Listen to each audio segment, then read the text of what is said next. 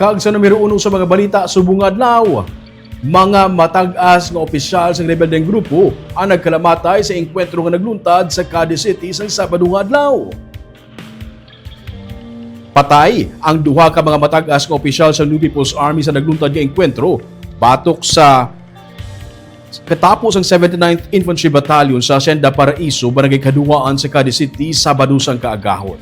Gikilala ang mga napatay nga sanday Hans Punteras, Acting Regional Front Secretary kag Finance Officer kag pamuno sang Regional Taxation Implementing Group sang NPA kag Marisa Pobresa nga amo naman ang nagaserbi bilang primary staff ni Punteras kag Regional Communication Officer.